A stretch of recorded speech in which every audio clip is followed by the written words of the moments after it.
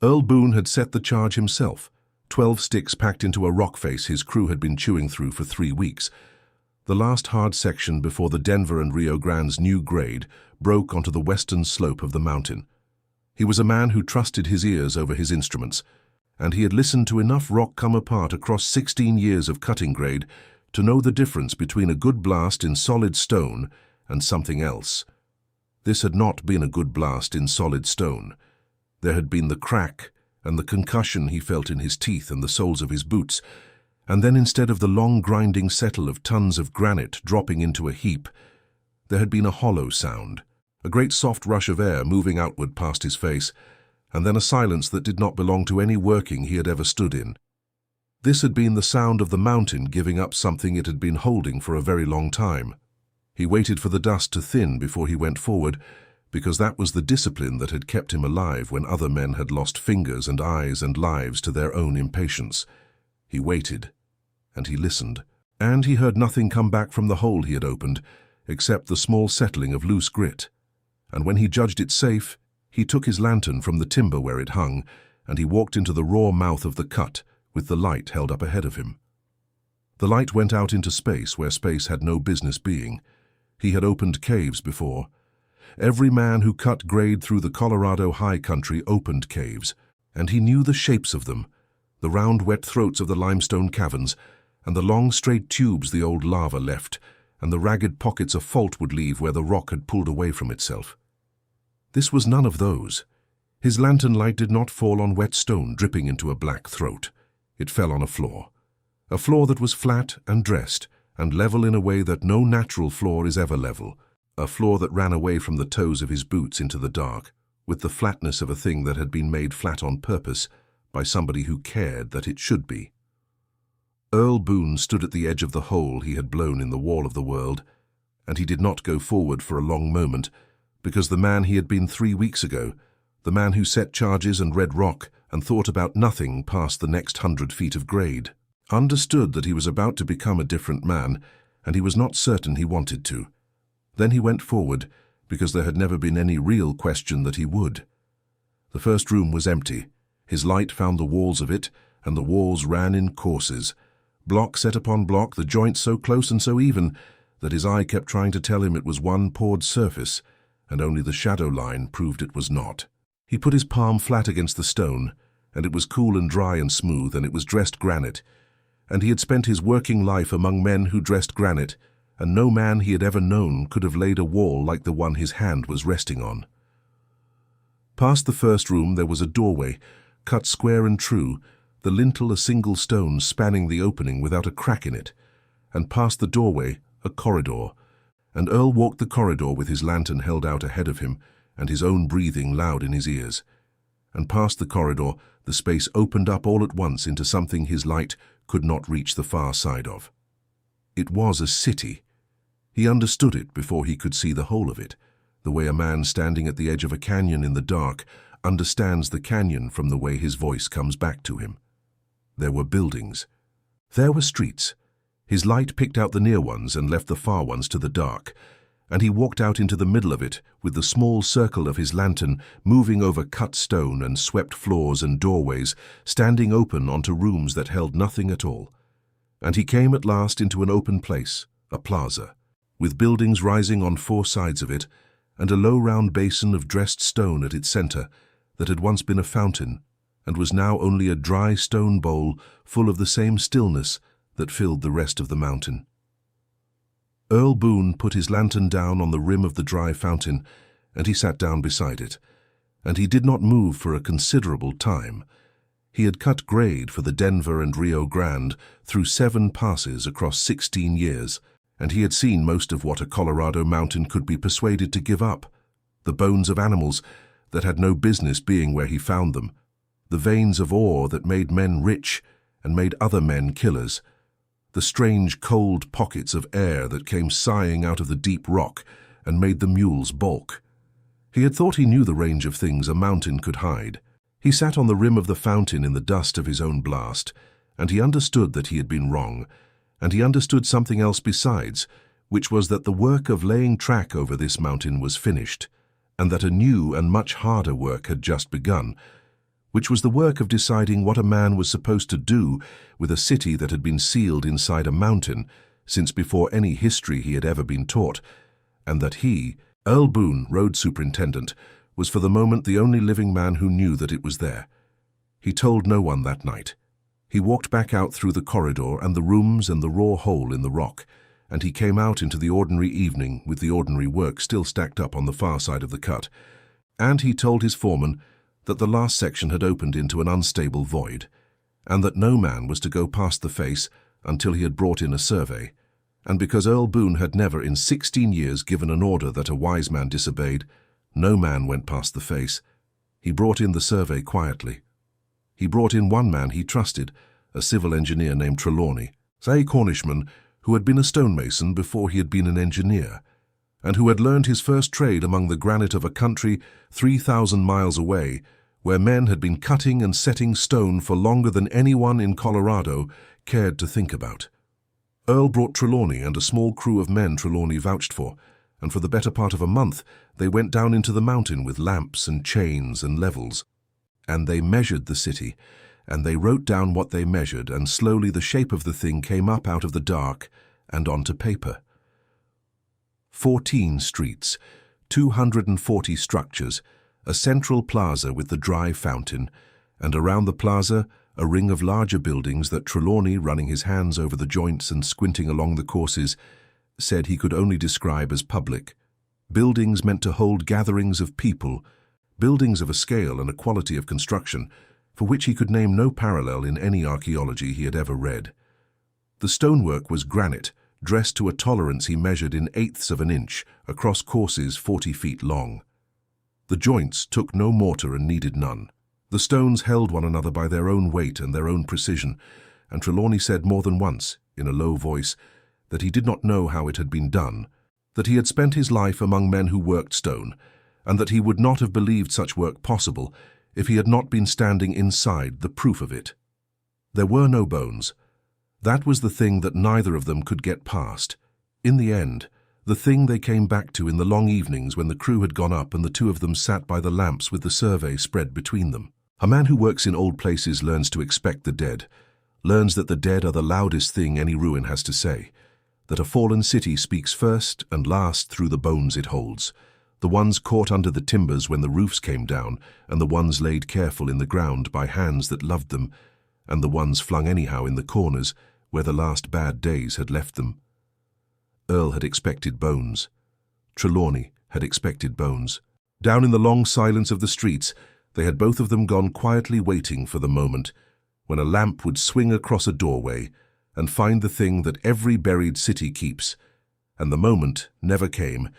In 240 structures across 14 streets it never once came, and the not coming of it was worse than any finding could have been. There were no bones, and there were no possessions, and there were no inscriptions, no mark on any wall or floor or lintel that said who had built the place or who had lived in it, or what they had called themselves or where they had gone. Every building was empty, not ransacked, not fallen in, not choked with the debris of a place that has died. Empty, swept, the floors clean under the dust of centuries, the rooms arranged as though the people who lived in them had walked out through their doors on some ordinary afternoon and simply not come back, and the doors had closed behind them, and the mountain had closed behind the doors, and the whole of it had waited in the dark, with the patience that only stone has for however many hundreds or thousands of years it had taken for a man named Earl Boone to come along with 12 sticks of dynamite and undo the waiting. Trelawney found the only strangeness the survey ever recorded, and he found it late, and he almost did not write it down. In the largest of the buildings on the plaza, the one he had come to think of as the meeting hall, there was a long wall of dressed granite that ran the full length of the room, and along that wall, in the last hour of the last day before the regional office came and took the whole matter out of their hands, Trelawney noticed that his lamp threw the shadows wrong. He was a careful man, and he did not trust himself at first, so he set the lamp down in a fixed place, and he walked the length of the wall watching his own shadow travel along the courses, and what he saw was that the shadow of the wall's own carved edge, the shallow line where one great course met the next, fell in the wrong direction, fell as though the light were coming from a place his lamp was not, fell across the stone in a way that no single flame in a fixed lantern should have been able to make it fall. He moved the lamp. The wrong shadow stayed where it was for the length of one breath, and then it corrected, and then it behaved, and Trelawney stood in the meeting hall of a city inside a mountain, and did not move for as long as Earl Boone had not moved on the rim of the fountain. He wrote it down because he was an honest man, and because a survey is a record, and a record does not get to leave out the parts that frighten the man making it.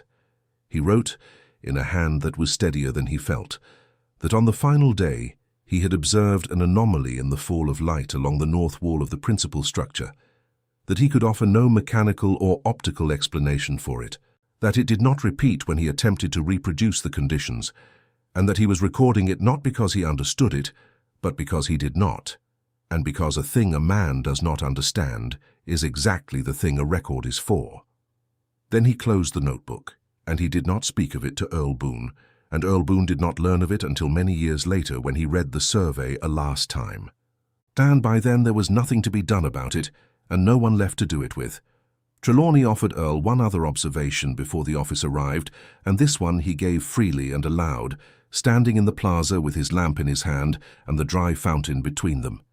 He said that in all his reading, in all the archaeology he had ever studied, every ruined city man had ever found showed the same thing at its ending.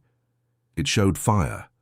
or it showed flood, or it showed the slow strangling of a place that has run out of water or run out of soil, or run out of the will to go on. It showed bodies where bodies had fallen. It showed the doors broken in, and the storehouses emptied, and the small last violences of people who know the end has come. Every dead city man had ever dug up wore the manner of its dying on its stones for anyone with the eyes to read it. This city wore nothing. The people who built this, Trelawney said, did not flee it, and they were not driven from it, and they did not die in it. They finished with it. They came to the end of whatever this place was for, and they set it in order, and they swept the floors, and they walked out, and they took the trouble to leave it as carefully as they had kept it. And then they went somewhere else. I cannot tell you where. I cannot tell you who they were, or when they lived, or what became of them. I can tell you only that this is the one stone city I have ever seen or read about that shows no evidence at all of the ending that every other city shows, and that a thing which does not die the way all other things of its kind die is a thing I do not have the words for, and I have a great many words for stone. The regional office of the Denver and Rio Grande arrived 4 days later, in the persons of 2 men from Denver who wore town suits into the mountain and came back up pale and quiet. And after that, the matter was no longer Earl Boone's and no longer Trelawney's. The decision was made in an office Earl never saw, by men whose names never appeared on any paper he was permitted to read, and the decision was that the grade would be rerouted around the mountain, that the cost of the reroute would be considerable, and that the reason entered in the company's records would be that unstable geological conditions required an alternative alignment, which was true in the exact and narrow sense that it was not false.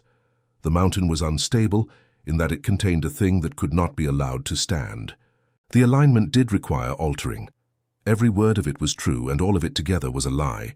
and Earl Boone came to understand in the months that followed that this was how the largest lies were most often told, not with false words, but with true ones arranged to keep a man from the one thing they were built to hide.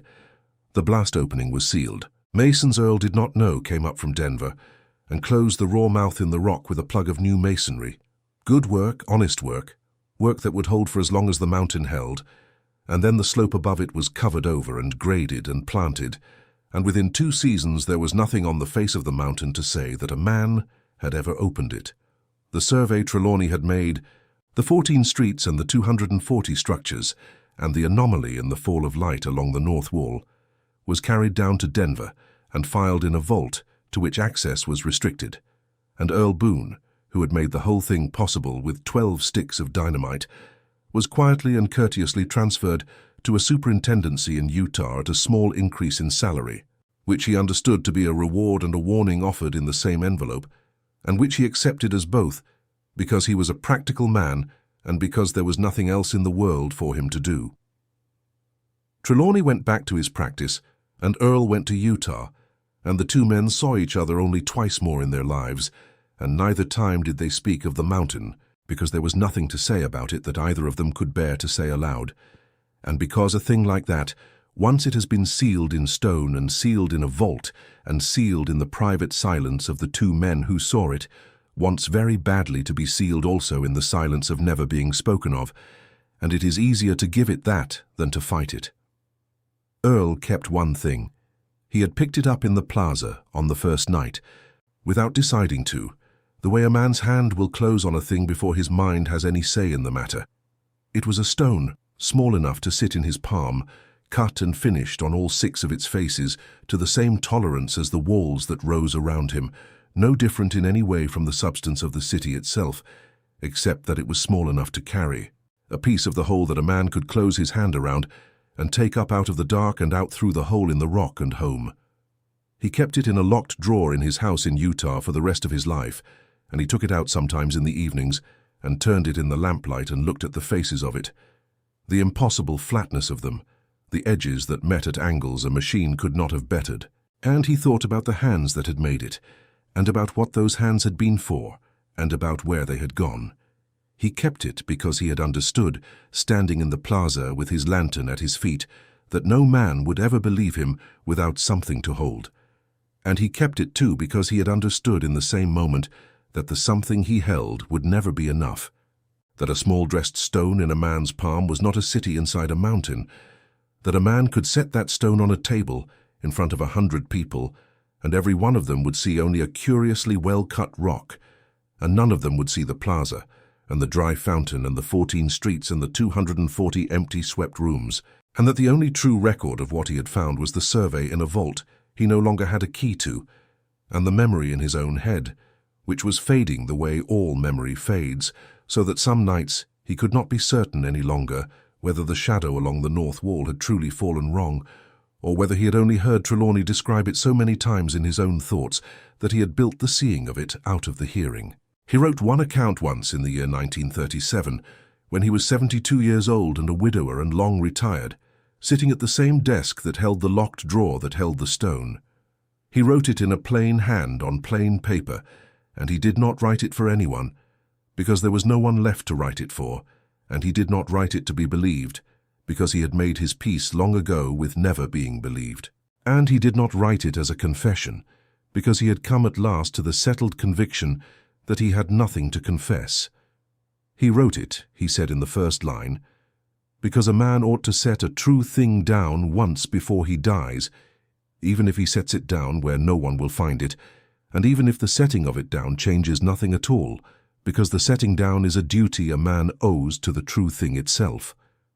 He wrote about the blast, and the sound it made, and the floor that was too flat, and the plaza and the fountain and the sitting still. He wrote about Trelawney and the survey and the joints that took no mortar, and the tolerance measured in 1/8 of an inch across courses 40 feet long. He wrote about the wrong shadow, which he had never seen with his own eyes, and had only read in the survey years later, and he wrote that he believed it. That of all the impossible things about the mountain, the wrong shadow was the one he found easiest to believe, because a place built by hands that could dress granite to that tolerance was a place he was prepared to believe could do a great many things with light that he did not understand. And he wrote near the end the thing he had been turning over in his mind for 26 years. Trelawney said they finished with it and left, he wrote. He said it was the only city he ever knew of that showed no sign of the ending, that all other cities show. I have thought about that for a very long time, longer than I have thought about anything else in my life, and I have decided that Trelawney was right, and I have decided what I believe it means, though I have no way on earth to prove it and no one to prove it to. I believe the ones who built that city went on to whatever came next for them, and that whatever it was not death, or not the death that comes to the rest of us because a people who die do not sweep the floors before they go. I believe the mountain closed over the city because the mountain was doing them a kindness, keeping their empty and orderly city safe and undisturbed for however long it took, until a man came along with dynamite and undid the kindness. I have decided that the wrong thing I did was not the finding, because a man cannot help what his charge breaks into, and finding is not a sin. The wrong thing was that once I had found it, I could not leave it alone, that I brought in Trelawney and the levels and the chains, that we measured and wrote down and carried away, that we could not simply close the hole and walk off and let the mountain go on with its kindness. That was the wrong thing, and I have carried it and I carry it still. But we sealed it up again, he wrote. Whatever else was done, and much of it was done to keep men like me quiet, the one thing that was done that I can hold to is that the hole was closed, and the mountain was let go around it, and the grade went the long way, and the city is dark again and undisturbed again, and as near to how they left it as we could make it after having disturbed it. And I like to think that whoever they were, and wherever they went, and whatever came next for them, they would count that as a courtesy returned. A courtesy for a courtesy. It is the most that a man in my position could ever have offered them, and I have made my peace with its being enough, and I have kept the small stone all these years not as a trophy, which it never was, but as the one honest thing I still possess, the one piece of proof that will convince no one, the one true record small enough to hold in a hand, and when I am gone it will go into the ground with me, and it will be dark again too, and that also is a courtesy, and that also, I have decided, is enough. The account was found in the locked drawer after Earl Boone died in the winter of 1938, folded around a small stone that was cut and finished on all 6 of its faces, to a tolerance no one who examined it could account for. The stone was kept in the family for 2 generations, and then it was lost, in the ordinary way that small, important things are lost, in a move, in an estate, in the settling of a house after a death, and no one now can say where it went. The survey remains, or is believed to remain, in a vault whose contents have never been made public, filed under a heading that gives no hint of what it holds. The grade of the Denver and Rio Grande still runs the long way around a mountain in western Colorado, and the men who ride it look out the windows at a slope that has trees on it now and grass, and nothing at all to say that a city ever slept inside the rock beneath them, sealed and swept and orderly, its floors clean, its fountain dry, its 14 streets running true in the dark, and its people gone on ahead of us all to wherever it is that a people go who finish with a place and leave it in order and do not die.